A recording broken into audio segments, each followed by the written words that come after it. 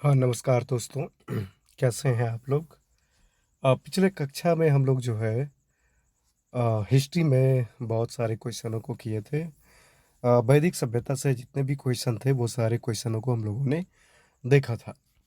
तो आज हम जो है महाजनपद काल को देखेंगे और इनसे जितना भी क्वेश्चन वीवीआई होगा कॉम्पिटिटिव एग्जाम के दृष्टिकोण से इम्पोर्टेंट होगा, उन सारे क्वेश्चनों को हम लोग बात करेंगे। और हम इसलिए जो है मतलब ज़्यादातर वस्तुनिष्ठ प्रश्नों को क्या आगे बढ़ाते जाते हैं, खींचते जाते हैं, उन पे डिटेल बात नहीं कर पाते हैं। सबसे बड़ी वजह ये है कि कुछ ही समय में मतलब सारा बुक को ख़त्म करना है, इसलिए ऐसा करना पड़ता है। तो चलते हैं हम लोग आज महाजनपद काल को देखते हैं, ठीक है? और इनसे जितने भी क्वेश्चन होंगे उन सारे क्वेश्चनों को हम करेंगे। तो देखिए, एक बात है, ये मैच करने वाला पहला क्वेश्चन मैच करने वाला तो इसका कूट 1 होगा और आप लोग वीडियो को पॉज करके इनको देख करके मैच कर सकते हैं। नेक्स्ट क्वेश्चन है कि पाली ग्रंथों में गांव के मुखिया को क्या कहा जा गया है? मतलब पाली एक ग्रंथ है, उस ग्रंथ में मुखिया को क्या कहा गया है? तो भोजक या ग्राम भोजक, ये बी नंबर आंसर इसका सही है। उज्जैन का प्राचीन नाम था, मतलब क्या था? उज्जैन का प्राचीन नाम अगर देखा जाए तो ये उज्जैन का मतलब जो है प्राचीन नाम अवंतिका है, ठीक है। हर्यक वंश के किस शासक को कुनिक कहा जाता है? तो ये अजात शत्रु को कहा जाता है। किसको कहा जाता है? तो अजात शत्रु को कहा जाता है। नंद वंश का संस्थापक कौन था? तो नंद वंश का संस्थापक अगर देखा जाए तो महापद नंद था, ठीक है। नंद वंश का अगर संस्थापक के बारे में पूछा जाए, और कई एग्जामों में भी पूछा गया है ये क्वेश्चन, 2004 में देखिए पूछा गया है, रांची में भी पूछा गया है, ये सारा कोई मतलब जो है पूछा गया है। तो आगे नेक्स्ट क्वेश्चन पर चलते हैं कि किस शासक ने जो है कि गंगा एवं सोन नदियों के संगम पर, किसके? गंगा और सोन नदियों के संगम पर देखा गया है पाटलिपुत्र नामक नगर जो है मतलब बसाया है? तो वो उदाइन बसाया है, उसकी स्थापना उदाइन ने किया है। नेक्स्ट क्वेश्चन है हम लोगों के पास कि ग्रीक यूनानी लेखकों के द्वारा किसे अग्रमीज मतलब जेड्रमीज कहा गया है? तो घननंद को कहा गया है, घननंद को।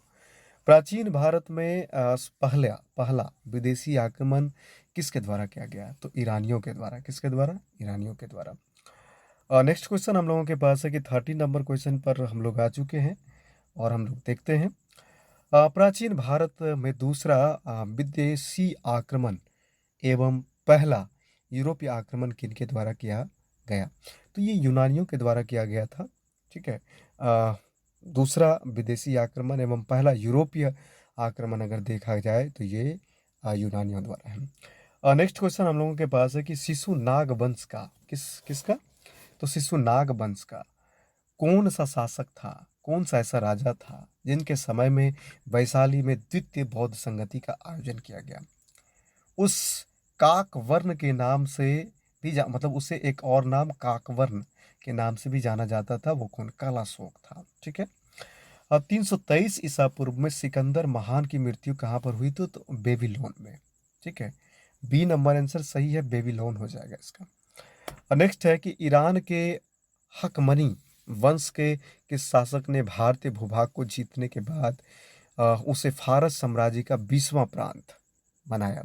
तो डेरियस दार्य बाहु, ये फर्स्ट है।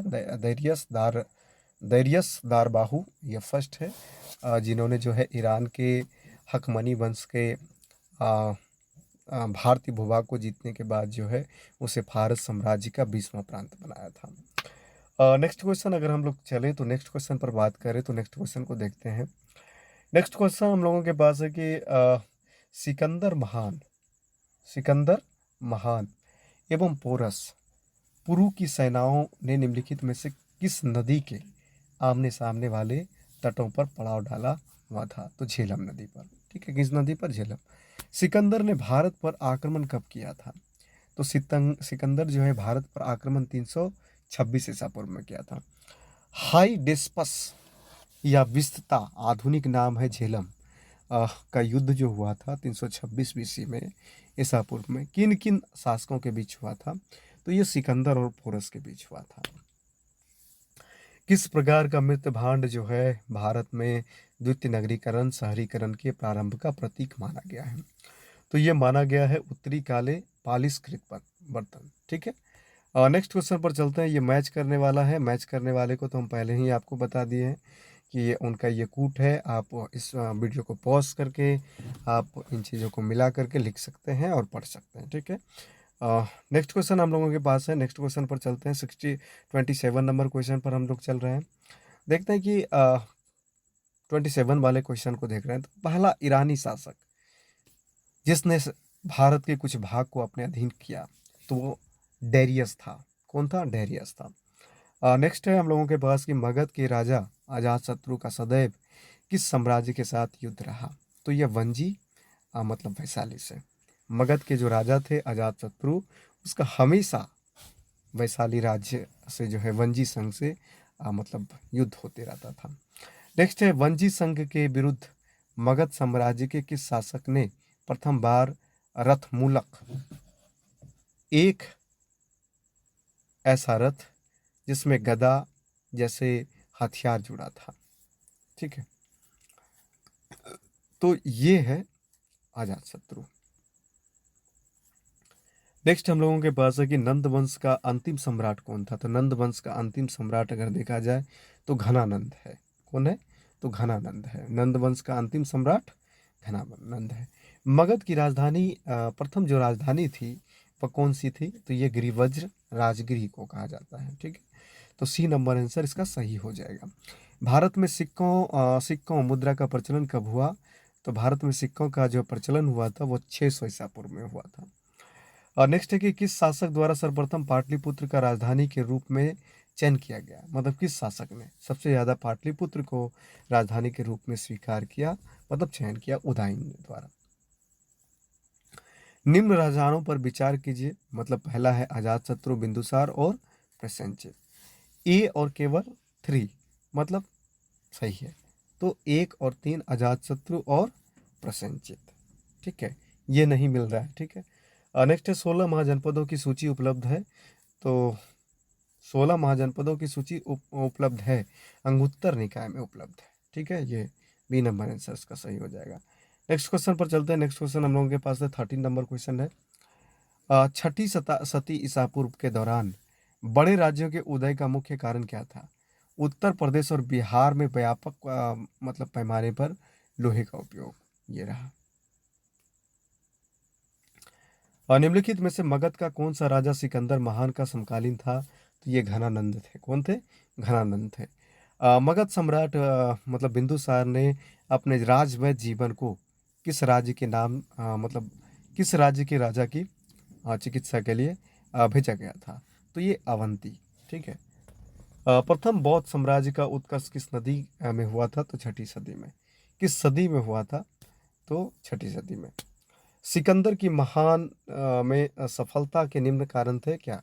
तो ये 1 2 3 4 मतलब चारों हो जाएगा। भारत में तब कोई केंद्र सत्ता नहीं थी और उसकी सेना श्रेष्ठ की थी और उसे देशद्रोही भारतीय शासकों का सहयोग मिला। वह एक अच्छा प्रशासक था। तो ये डी नंबर आंसर उसका सही हो जाएगा। नेक्स्ट है हम लोगों के पास कि मगध सम्राट कौन सा? मगध सम्राट ने अंग का विलय अपने राज्य में कर लिया। तो ये बिम्बिसार। ठीक है, बस इतना ही आज।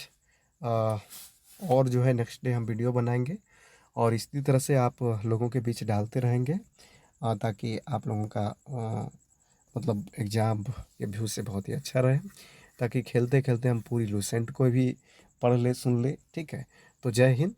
आप लोग वीडियो को देखें, सब्सक्राइब करें, लाइक करें, कमेंट करें।